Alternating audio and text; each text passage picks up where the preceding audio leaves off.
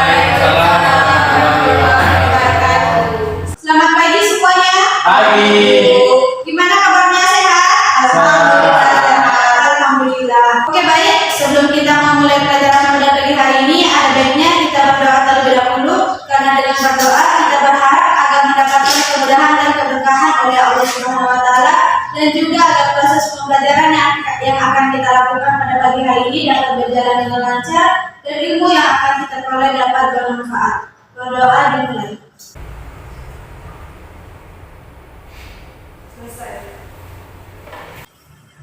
Oke, baik, coba dicek teman-teman di sebelahnya, kira-kira hari ini siapa yang tidak hadir?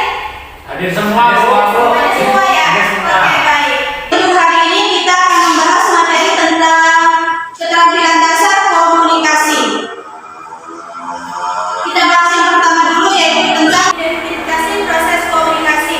Tentu komunikasi ini tidak asing lagi bagi kita, bahkan setiap harinya kita selalu menggunakan komunikasi. Di antara kalian kira-kira siapa yang tahu apa sih yang dimaksud dengan komunikasi? Saya, Bu. Ya, Andi? Kalau komunikasi itu proses penyampaian informasi.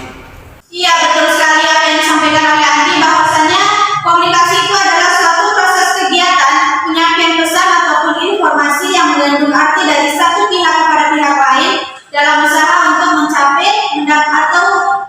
mencapai dan mendapatkan saling pengertian.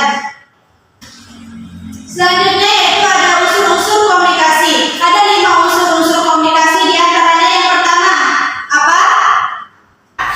Bu, Ya, komunikator. ya betul sekali. Unsur yang pertama yaitu ada komunikator. Apa sih yang dimaksud dengan komunikator? Komunikator ini adalah orang yang menyampaikan pesan. Unsur yang kedua, ya, Komunikan. iya betul sekali. Unsur yang kedua yaitu ada komunikan. Apa sih yang dimaksud dengan komunikan? Komunikan ini adalah orang yang menerima ide, pesan ataupun pernyataan. Sedangkan unsur yang ketiga yaitu Saya, Bu. ya, Pesan.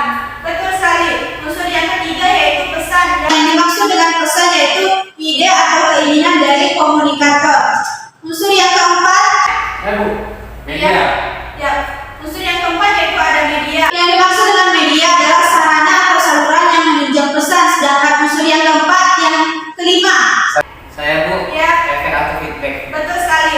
Unsur yang kelima yaitu ada efek atau feedback, di mana merupakan tanggapan dari pihak komunikan terhadap pesan yang disampaikan oleh komunikator. Selanjutnya yaitu ada proses komunikasi. Proses komunikasi ini merupakan langkah-langkah informasi atau pesan dari komunikator kepada komunikan dengan menggunakan media dalam usaha untuk mencapai satu pengertian. Ada beberapa langkah-langkah dalam proses komunikasi, di antaranya yang pertama yaitu ada komunikator memiliki gagasan atau pesan yang ingin disampaikan kepada komunikan. Artinya setiap orang yang ingin menyampaikan pesan tentunya harus memiliki gagasan atau pendapat terlebih dahulu. Yang kedua yaitu ada komunikator. Komunikator membuat sandi-sandi atau encoding untuk menyatakan maksud dan tujuan. Yang ketiga yaitu ada perkataan atau pesan disalurkan melalui media. Yang keempat yaitu komunikan menguraikan pesan yang dikirimkan oleh komunikator sehingga mempunyai makna atau arti. Dan yang terakhir yaitu komunikan memberi tanggapan atau feedback terhadap informasi yang diberikan oleh komunikator. Artinya komunikan ini memberikan respon terhadap informasi yang telah diterima dari komunikator. Selanjutnya, menerima dan menyampaikan pesan. Yang pertama itu ada teknik komunikasi. Teknik komunikasi ini terdiri dari 4 macam. Yang pertama yaitu komunikasi persuasif. Yang dimaksud dengan komunikasi persuasif ini merupakan teknik komunikasi dengan menyampaikan pesan secara berulang-ulang. Teknik yang kedua yaitu komunikasi persuasif. Artinya komunikasi yang dilakukan dengan cara halus dan membujuk komunikan persuasif. Teknik yang ketiga yaitu ada komunikasi instruktif.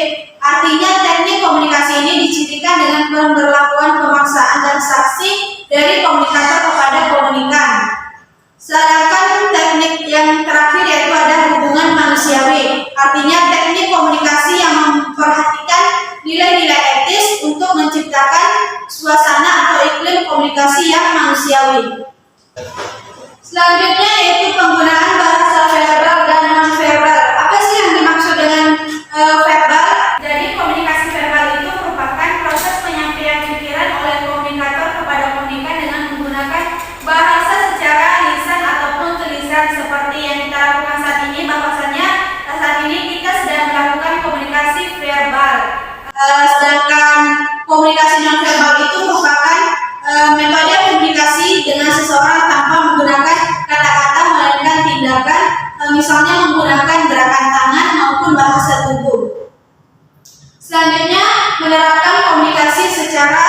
tulisan.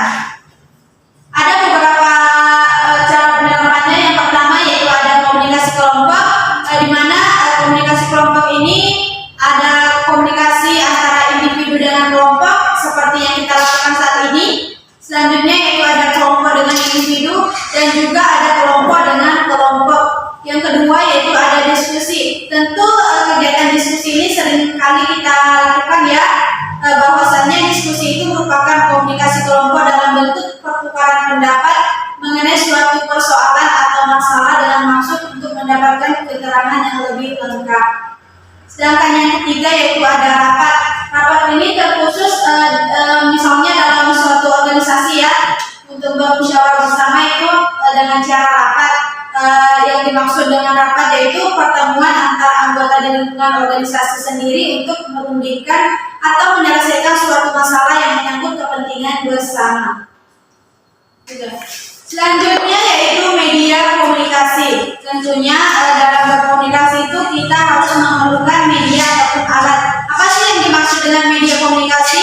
Jadi media komunikasi itu merupakan media yang dipakai dalam proses komunikasi untuk mencapai suatu tujuan. Ada beberapa jenis-jenis media komunikasi, diantaranya yaitu ada wawancara, ada kunjungan, dan juga ada multimedia. Selanjutnya yaitu ada komunikasi telepon. Tentunya komunikasi telepon seringkali kita gunakan, bahkan sehari-harinya hal tersebut yang kita gunakan untuk berkomunikasi, baik itu dengan keluarga, dengan teman, dengan kerabat, ataupun dengan sahabat. Bahwasannya komunikasi telepon ini merupakan hubungan langsung jarak jauh untuk menyampaikan atau menerima informasi pembicaraannya melalui alat media elektronik dari satu pihak kepada pihak lain. Selanjutnya yaitu etika bertelepon secara umum. Dalam bertelepon tentunya juga harus memiliki etika. Di antaranya yang pertama yaitu mengangkat dengan segera bila telepon berdering. Jika telepon berdering, sesegera mungkin untuk mengangkatnya. Yang kedua yaitu memperkenalkan diri terlebih dahulu bila menerima atau menghubungi seseorang melalui telepon. Yang ketiga yaitu menggunakan bahasa yang formal, baik dan sopan. Yang keempat yaitu menyapa penelepon dengan menggunakan sebutan nama atau ibu ataupun dengan sebutan bapak. Yang kelima yaitu berbicara jelas, ramah dan menyenangkan.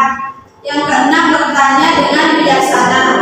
Dan yang ketujuh yaitu mencatat pesan ataupun pembicaraan, dan yang terakhir itu mengucapkan terima kasih jika menutup telepon.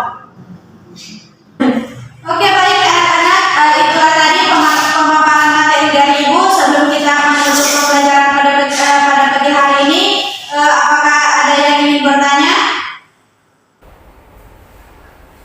Jika tidak ada, Ibu ingin mengulas kembali materi yang telah Ibu jelaskan tadi. Di antara kalian, kira-kira siapa yang bisa menjelaskan kembali apa saja sih unsur-unsur komunikasi? Saya Bu, ya silakan. Jadi unsur-unsur komunikasi yaitu yang pertama komunikator, yaitu orang yang menyampaikan pesan. Yang kedua komunikan, yaitu orang yang menerima ide, pesan atau pernyataan. Yang ketiga pesan, yaitu ide atau keinginan dari komunikator. Yang keempat media, yaitu sarana atau saluran yang menunjang pesan. Dan yang terakhir itu efek dan feedback, yaitu tanggapan dari pihak komunikan terhadap pesan yang disampaikan oleh komunikator. Iya betul sekali. Jadi itulah materi kita pada pagi hari ini. Ibu berharap semoga kalian bisa memahami materi yang telah Ibu jelaskan. Sampai bertemu di pertemuan selanjutnya. Ibu akhiri.